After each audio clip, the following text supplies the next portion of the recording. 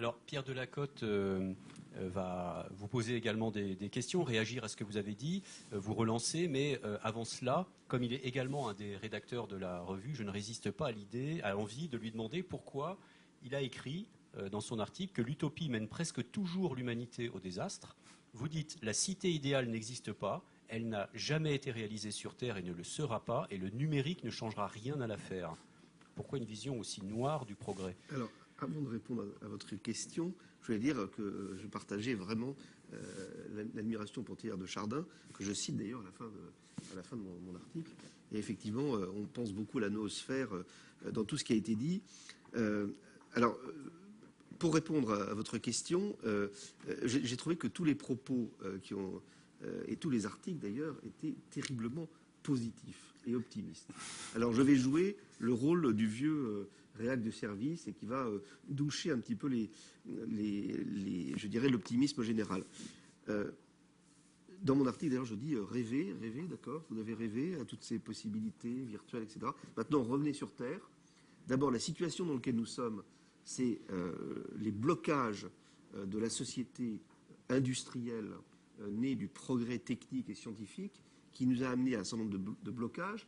Alors, ce n'est pas la peine de les énumérer tous, mais ne serait-ce que le réchauffement climatique, rien que celui-là, douche effectivement le caractère utopiste et optimiste de toute la philosophie du XVIIIe, de tout l'optimisme du XIXe.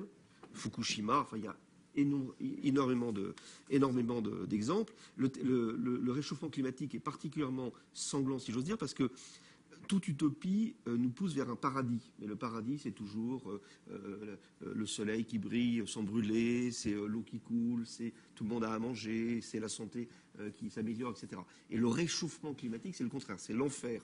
Donc c'est vraiment finalement, le réchauffement climatique, c'est le contraire de l'utopie qui avait été créée depuis le XVIIe siècle avec Francis Bacon, auparavant évidemment avec Thomas More, et ensuite avec les philosophes du XVIIIe et avec le XIXe siècle, utopiste, conquérant, progressiste, etc. Donc on va dire, il faut faire attention que le point où nous sommes, on va peut-être démarrer une nouvelle utopie, mais il faut quand même solder l'héritage de l'ancienne utopie, des anciennes utopies. Donc les choses me parlent. Alors oui, effectivement, les utopies entretiennent un long mariage avec le totalitarisme. Et quand on reprend l'utopie de Thomas More, que j'ai lu et relu récemment encore, moi personnellement, j'arrive toujours pas à savoir s'il se moquait de nous, c'est-à-dire s'il critiquait justement à l'avance notre utopisme, ou si au contraire, il défendait une société vraiment idéale. On ne sait jamais, c'est mi figue mi raisin. Mais avec les Anglais, il faut toujours faire attention, ils sont toujours entre les deux. Alors, du coup, je vais donc jouer mon rôle négatif. Je vais reprendre des questions avec tous nos interlocuteurs et nos invités. Donc, je dis tout de suite que j'ai beaucoup apprécié non seulement les interventions, mais les articles dans la revue. Alors, à propos de Jean Grebel-Gadassia, à propos de cette question de transparence. Alors là, on peut être critique sur utopie et transparence.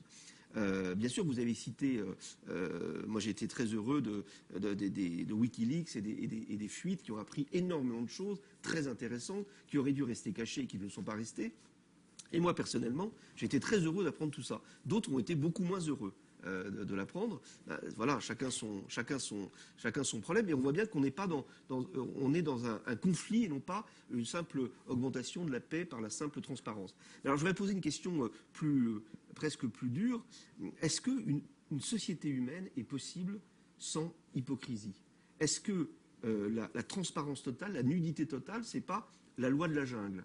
C'est-à-dire, on est nu, on est transparent, les plus forts écrasent les plus faibles, les jeunes écrasent les vieux ou les moins vieux. Est-ce qu'on peut imaginer une société sans hypocrisie?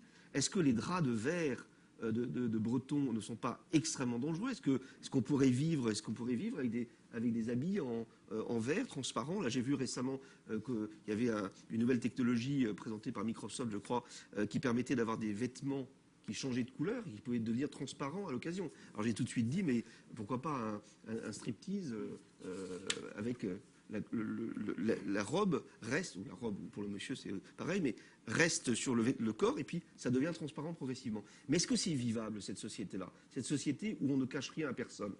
entre nous, comme ça, est-ce que si on se disait tout, si chaque femme que je rencontrais savait lire dans mes pensées, est-ce que je me prendrais pas des gifles plusieurs fois par jour, par exemple? Alors, peut-être pour dissiper toute forme de malentendu, hein, je ne suis pas un défenseur de la transparence. D'une certaine façon, au contraire.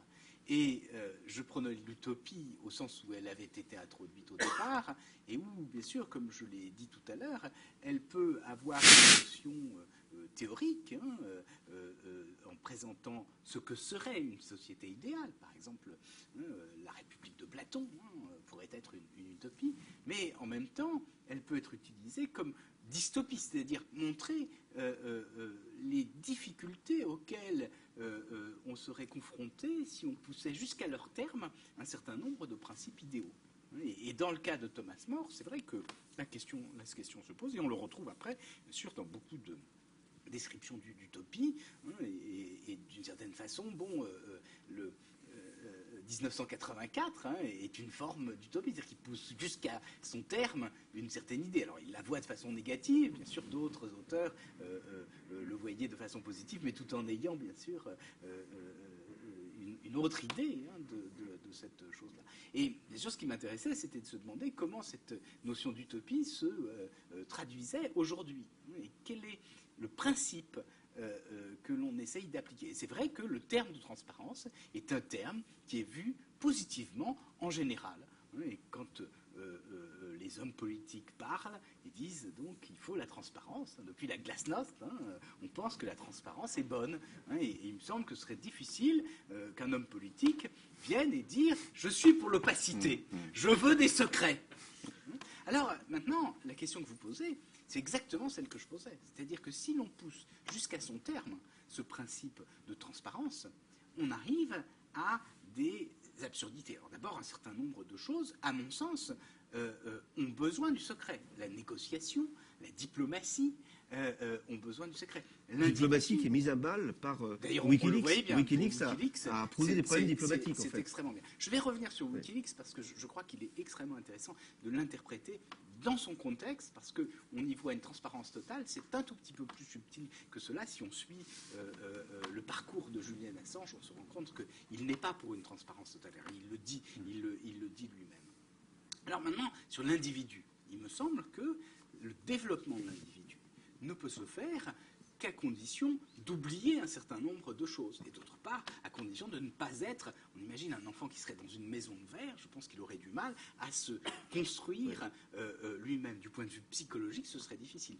De même, si vous utilisiez une webcam qui enregistrait toutes les secondes de la vie d'un enfant, ce qui serait possible, vous feriez des souvenirs, je ne sais pas si ce serait extrêmement agréable à 18 ans ou même plus tard, à 40 ans, quand il a son fils, et il lui dit, tu vois, moi quand j'étais enfant, je ne faisais pas cela, et je me conduisais comme ça, et le fils lui dit, eh bien écoute, je vais vérifier, papa. Et je pense que ce serait mauvais à la fois pour le père et pour le fils. Donc, beaucoup de dissimulation dans nos vies, nous nous construisons avec la dissimulation. Nous nous construisons en partie avec l'oubli, pas n'importe quel oubli bien sûr, mais certains oublis. Puis enfin, la vie intellectuelle ne peut se déployer qu'avec, disons, différents registres. Et, lorsque les idées s'élaborent, il y a des hypothèses qui sont lancées, et si ces hypothèses sont diffusées, il y a un certain risque qu'on les prenne au pied de la lettre et qu'elles soient mal interprétées. Je me souviens, il y a quelques années, d'un journaliste qui parlait à Sciences Po, Duhamel, et il critiquait un homme politique, Bayrou en l'occurrence, et il termine son exposé en disant « Certes, je le critique, mais je l'aime bien, d'ailleurs, j'aurais voté pour lui ou je voterai pour lui. » Cette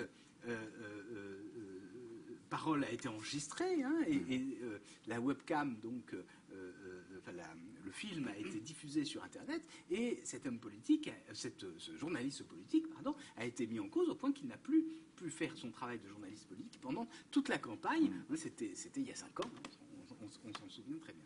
Et je crois que ce qui est grave là, c'est qu'il y a le registre de l'élaboration des idées, c'était à Sciences Po, dans un amphithéâtre, et que tout d'un coup, ça passe dans le grand public, et à ce moment-là, bien sûr, il y a une réutilisation qui me semble un tout petit peu néfaste. Donc je suis d'accord avec vous, mais sur la transparence totale serait un cauchemar absolu, sans compter que l'opacité a quelquefois été un progrès. Par exemple, je pense, et tout le monde n'est pas d'accord, mais je crois que c'est important de le dire, l'accouchement sous X a été un progrès. C'est-à-dire qu'il a permis de rompre des liens naturels pour instituer des liens culturels. Et ça, je crois que ça a été une grande chose. Et aujourd'hui, c'est vrai qu'on a tendance à revenir là-dessus. Alors, pour revenir à Wikileaks, ce qui est très intéressant, c'est de connaître l'itinéraire de Julian Assange. Parce qu'au départ, c'est un informaticien. Il est assez précoce, et un jeune homme tout à fait extraordinaire. Un petit génie, on peut le dire. Un petit génie. Et il fait du hacking. Mais pas n'importe quel hacking. Il prétend défendre les pauvres et les opprimés. Et donc, c'est un hacker éthique. Et à ce moment-là, il s'intéresse à des outils de cryptographie pour cacher l'information. Vous vous souvenez peut-être que pendant longtemps, seul l'État avait le droit de crypter l'information. Et ce que transmettait l'individu devait être transparent à l'autorité. Et donc on n'avait pas le droit de crypter les informations. Et bien sûr, au moment où les réseaux se sont mis en place, quand on a voulu les utiliser, entre autres, pour les transactions bancaires, le problème s'est posé. C'est que si tout devait être transparent, bien sûr, à ce moment-là, tout le monde pourrait savoir exactement ce que vous échangez. Enfin, ça devenait un cauchemar absolu. Donc il a fallu changer la législation. Et ce qu'a fait Julian Assange, c'est que très tôt, il a mis à la disposition de tout le monde des outils de cryptographie. Donc ça veut dire, si maintenant on regarde Julian Assange, c'est qu'il a commencé par essayer de cacher l'information. Alors qu'est-ce qu'il a fait avec Wikileaks? Ben, il s'est dit, parce qu'il a une logique qui est liée tout à fait à la surveillance, il dit voilà, il y a l'État, il y a les individus, il y a l'autorité, il y a ceux qui sont soumis à l'autorité.